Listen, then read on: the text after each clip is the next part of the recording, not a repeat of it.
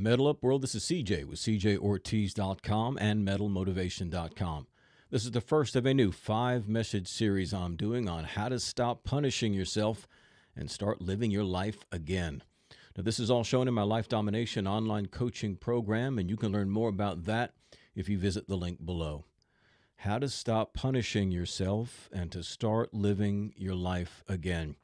I guess I see that the most prevalent way that people are defeated is that they are defeating themselves, right? I mean, most people do defeat themselves. Very rarely are people beaten by life itself. Now, they may say that they were beaten by life, but they weren't actually beaten by life. All quitting begins and ends in the mind, because there are people who have faced far worse circumstances and have not quit and have prevailed over them. So ultimately, the onus comes back to us. Ultimately, it is we who defeat ourselves. Ultimately, it is we who do the quitting. Now, it may seem like this is just a hard saying, and you're saying, well, CJ, you're being a little bit too heavy-handed. Well, I mean, that's just the truth of the matter. If we separate our emotions from this and just judge it objectively, like everybody likes to talk about science, well, let's put your little life in a test tube. Let's get all beliefs out of the way, and let's look at what is under the microscope. And what will you see?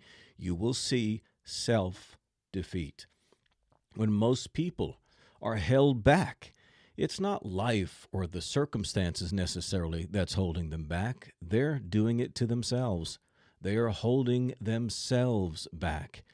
And when people feel imprisoned, they're imprisoning themselves. You may be stuck in a situation that feels like you're stuck, but I've talked to all kinds of people that they could make the decision to leave, and they don't. And when people feel guilty, and this is a big one, lots of people feel guilty. When people feel guilty, they will punish themselves.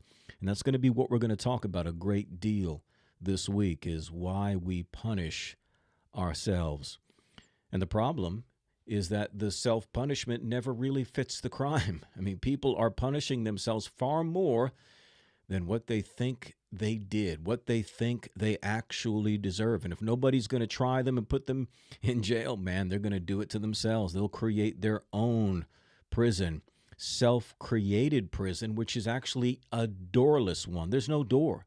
They could get out at any time, but they choose to stay imprisoned. While their life goes by, they have a single conversation in their mind, and it goes something like this. They're talking themselves out of trying. They're talking themselves out of believing. They're talking themselves out of just being happy. They're talking themselves out of anything that they know would improve their lives. I mean, I see this online. I'll say something about just choosing to be happy today, and people will actually argue with me about it. What do they use for evidence? Circumstances. That's what they use. It doesn't matter. You can't say these circumstances are making you a certain way. It might be the battle of your life to try and even crack a smile during what some of you are going through. I understand that. But the choice is still yours. You could improve things. It's just that these negotiations are going on in our head, and that will ultimately determine what we feel. But how could someone do such a thing to themselves? Hold themselves back, imprison themselves, punish themselves. They're going to need some sort of justification for it, right? They don't just do it arbitrarily. When we punish ourselves, when we hold ourselves back, when we imprison ourselves, when we stay stuck in life, we have to justify it so that we can live with ourselves. What is our justification? And if we need one, we'll damn well find it. We will find it. People will find a reason to justify where they are. They will, even if it means they get the blame, which is what the subject is this week. Even if it means that they get the blame for where they are, they will still use it to justify where they are. But since we're all basically good people, right? We're all basically good people. We've all done our things. We've all lied. We've all cheated. We've all done stuff like this. But basically, we're good people. Nobody's locking us up in prison, right? Since we're basically good people, there's not really much to judge ourselves about, right? Again, we're going to find that justification for why we do what we do to ourselves, why we hold ourselves back, why we punish ourselves. But we're basically good people. But we're going to find a reason to do that.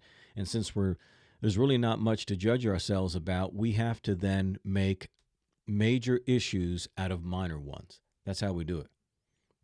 The way that you can judge yourself in a way that would justify staying self-imprisoned, holding yourself back, riddled with guilt, punishing yourself, the only way you can justify that is to make a minor issue a major one. You've got to turn jaywalking into murder. You've got to basically turn something that's very minor into a major issue in order to justify you staying where you are. In other words, you might slack off on some commitments that you've made in your life, but you treat it as if, you stole from a bank. You've got to make minor issues major ones in order to justify where you are. You think, and this is key, man, you think you're doing a good thing by holding yourself back. You think you're doing a good thing by punishing yourself. You think you're doing a good thing by limiting your life. You think this is a good thing to do. You think it's justified. It's justified because you deserve it. You deserve not to have what it is you want in life. Well, that's not true. And here's why. Your friends and family need you to be your very best you, right? I mean, if I think about my kids, what benefit am I to my kids if I'm not living my best life? What benefit am I to my kids if I'm not being the best me that I can be? What benefit am I to my friends, the people I care about, if I'm not living my best me, which means maximizing my life? Am I going to be happier if I'm getting the things that I've always desired out of life? Yep. Am I going to be more fruitful and a better resource for others if I'm doing the kind of job that I want to do, married to the person I want to be married to, having the kind of health and fitness that I want, being at the kind of income bracket that I want to be? Am I going to be a better resource for the people around me? Of course. Being your best means that you are maximizing your life. If you don't hold yourself back and you instead maximize your life, all that you are and all that you can do, then how is that a bad thing? Why should you refuse yourself that just because of what you think you did? You'll enrich more lives when you're happy. That goes without saying. You will enrich more people the happier and more satisfied and more fulfilled you are in life. And you're not going to stay fulfilled if you're holding yourself back. And lastly, you'll heal your past when you develop yourself. And that's something that people miss. People are looking for their healing in life to come from someone else, or they look for it to come from a substance, therapy or what have you, instead of realizing that the best way to get over your past is to create a better future for yourself. In other words, live the life you would live as if you never did anything wrong. Live the life that you would live as if you didn't have this guilt complex. Live the life that you would live as if you weren't so fearful. What would that life look like? Live that life. And it has nothing to do with who you are. It has nothing to do with your past. It has nothing to do with race or gender or anything else. Deserve has got nothing to do with that. We're going to talk more about that in this series. It's in the best interest of yourself, your loved ones, and the world for you to maximize your life regardless of what you've done and regardless of what's been done to you. And some people hold themselves back because of what's been done to them.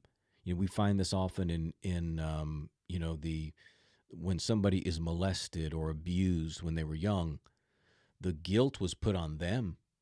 It's as if they did something wrong. Sometimes children of divorce, they blame themselves. We blame ourselves for things that were done to us, things that happened to us, and we blame ourselves. We're going to talk about why that is this week.